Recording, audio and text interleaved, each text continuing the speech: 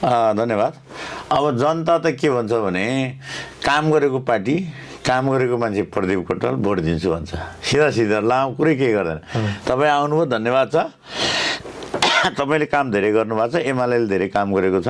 यो देश बनाएकै एमालेको नीति कार्यक्रमले विचारले हो। त्यसले गर्दाखेरि जनताको बहुदलीय जनवादले जुन एउटा आकार लियो देशमा, राष्ट्रिय राजनीतिमा, जिल्लाका स्थानीय तहको राजनीतिमा, बिचमा गठबन्धनले गर्दा केही अब कमजोरी भएको थियो।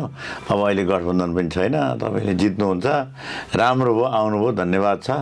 तपाईँलाई यसपालि विजय गराउँछौँ भनेर भन्नुभएको छ। मेरोमा किन आउनु भएन प्रदीप कटुवाल भन्ने खालको गुनासो कतिको आउँछ?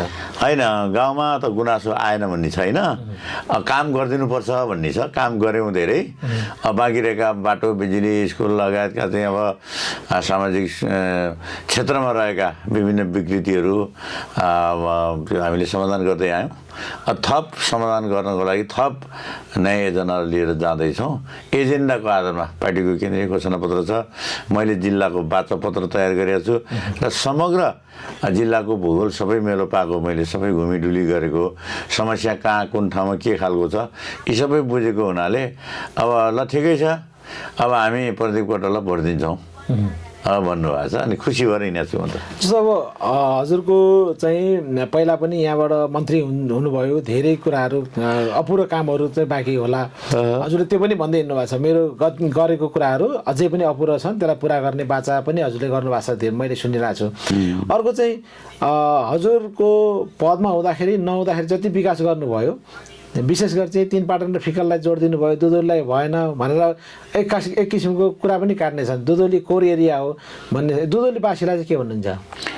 त्यस्तो कुरै होइन नि। म दुधौली, फिकल, गोलन्जोर, तीन पाटन छुट्याएको मान्छे होइन। सबै ठाउँ काम गरेको हो। त्यो मान्छेले तरिका नपाएर मेरो घर बस्ती उता भएकोले भने हुन्। यत्रो पुल बनाएको छ, यत्रो मदन भण्डारी राजमार्ग बनाएको छ, बिजुली ल्याएको छ। यो बिजुली त मेरै हातले निवेदन लेखेर ल्यायो। एमाले 51मा दिएको बिजुली हो भनेपछि काम गरेको छु। काम गरेको सबैले देख्नु भएको छ। कामलाई हेरेर भोट दिने हो भने अब अर्को पार्टीका खासै धेरै भोट आउँदैनन्। तर यो निर्वाचन पार्टीगत हिसाबको कुरा छ। अब राष्ट्रिय राजनीतिले एउटा आकार लिएको छ, अन्तर्राष्ट्रिय क्षेत्रको दबाब छ। त्यति हुँदाहुँदै पनि नेकपा एमालेलाई माया गर्ने, प्रदीप कटुवाललाई माया गर्ने धेरै आम जनसमुदाय हुनुहुन्छ। काम सबै ठाउँमा गरेको छु मैले। फिकल र तीन पाटन, गोलन्जोर मात्रै होइन। म प्रदेश मन्त्री भएको चाहिँ त्यही प्रदेशबाट हो। यो प्रदेशमा अर्कै साथी हुनुहुन्थ्यो। तर के भने समग्र जिल्लाको काम गर्नलाई म जिल्ला अध्यक्ष पनि भएर रहेको हुनाले धेरै कामहरू मैले उताभन्दा यता धेरै गरेको छु। चुनौती चाहिँ के छ? चुनौती मेरो लागि यो चुनौती छ भने चुनौती के लाग्यो? चुनौती गरिबी छ चाहिँ। बाटाघाटा गाउँघरमा पुगे मान्छे, युवाहरू विदेश गएको छ। युवाहरूलाई यी स्वरोजगारी दिनुपर्छ। अब यी स्वरोजगारी दिने, यी पढ्ने, यी चाहिँ सिक्ने, अर्थात् अर्न गर्ने। अर्न भने चाहिँ काम पनि गर्ने, पढ्दै पनि गर्ने व्यवस्था हामीले ल्याउनै पर्छ। अब शिक्षा र स्वास्थ्य राम्रो गर्नुपर्छ। शिक्षा र स्वास्थ्य सरल गर्ने के। अब अहिले विदेशमा हेर्नु त अहिले इराकको झगडाले गर्दा मान्छे जम्मै हायल कायल भएर देश फर्किँदैछन्। देश त बनाउनु पर्यो। देश बनाउने एमाले नै हो। देश बनाउने राष्ट्रवादी पार्टीले नै हो।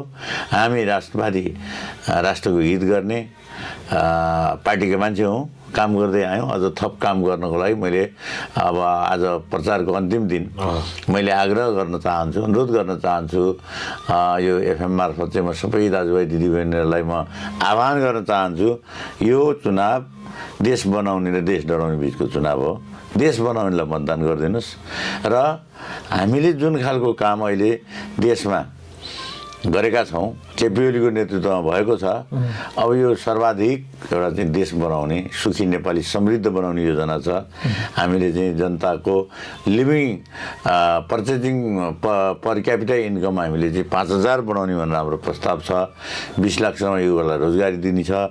केन्द्रीय घोषणापत्रले एउटा बोलेको छ, त्यसले राष्ट्रिय राजनीतिका कुराहरू गर्छ। र जिल्लाको यो 1 नम्बर क्षेत्रमा हिजो काम गरियो, बाँकी रहेका काम अब गर्ने भनेर हाम्रो चाहिँ एजेन्डामा छ। र म के भन्छु भनेदेखि हामीलाई नचिन्नेहरू, हामीलाई माया नगर्नेहरू पनि हुनुहुन्छ।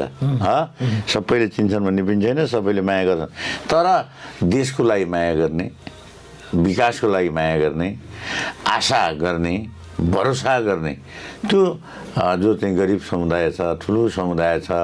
अब हाम्रो चाहिँ अब क्लस्टर वाइज कुरा गर्दा कमलाखुसीमा दनवर कमिटीको चाहिँ जनसङ्ख्या छ भनेपछि सबै कमलाखुस मात्रै भन्ने कुरो भएन, सबै एरियाको आदरणीय दाजुभाइ दिदीबहिनीहरूलाई मलाई मतदान गरी विजयी गराइदिनु हुनको लागि म हार्दिक आग्रह गर्न चाहन्छु। हजुरलाई चाहिँ सोधिदिनु है भनेको क्वेसन चाहिँ के छ भनेदेखि धेरैलाई पनि उम्मेदवारहरूलाई सोध्नुभएको, हामीले सोध्दै पनि गरेको उम्मेदवार अहिले हुनुभएको उम्मेदवार पूर्व मन्त्रीज्यूलाई भोट किन दिने भनेर 1 2 3 हजुरले भन्नुपर्दा मलाई नै मत किन दिने 1 2 3 4 5 वटा मुद्दाहरूमा भन्दाखेरि के कारणले चाहिँ प्रदीप कटुवाललाई भोट दिने यो पनि भनिदिनुहोस् न। हामीलाई भोट दिने कारण राष्ट्रिय एजेन्डा छ हाम्रो, राष्ट्र जोगाउने, देश पुनर्निर्माण गर्ने, देश डढेको छ अहिले, मनेका के अरे डढेका मनहरूलाई फेरि चाहिँ प्रजातान्त्रिक सिस्टमलाई अगाडि बढाउने, 72 को संविधानलाई चाहिँ के भनेदेखि कार्यान्वयन गर्ने कुरा छ। अनि त्यसपछि गएर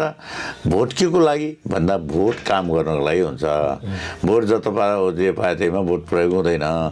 भोट भनेको जनप्रतिनिधि, असल जनप्रतिनिधि बनाउनको लागि भोट दिन्छ र यो असल जनप्रतिनिधि बन्नको लागि चाहिँ हामीले प्रयत्न गरेका छौँ, मैले प्रयत्न गरेका छु।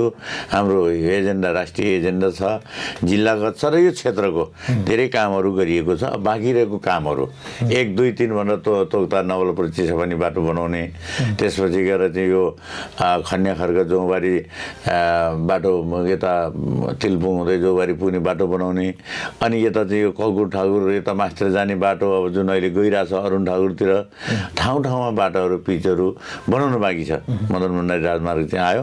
अब अरू स्कुलको अब नमुना विद्यालय बनाउने, नमुना विद्यालय भनेको त्यो चाहिँ त्यहाँ चाहिँ विद्यार्थी त्यहीँ बस्ने, त्यहीँ पढ्ने र त्यसपछि आवासीय खालको बनाउनुपर्छ। नत्र भने अब अहिले हाम्रो साधारण स्कुलमा विद्यार्थीहरू घटे भने आज युवाहरूको जुन एउटा जबरजस्त +2 पढेर विदेश जान्छन् त्यो कुरालाई रोक्नु, त्यो यहीँ नै रोजगारी दिनुपर्ने त्यो एजेन्डाहरू हाम्रो त्यो चाहिँ के भने प्रशस्त एजेन्डाहरू छन्। हिजो काम गरेका थिएँ, अब फेरि काम गर्छु भनेर मैले जनतासँग विश्वास दिलाउन चाहन्छु, काम गर्न चाहन्छु र मतदानको लागि आह्वान गर्न चाहन्छु।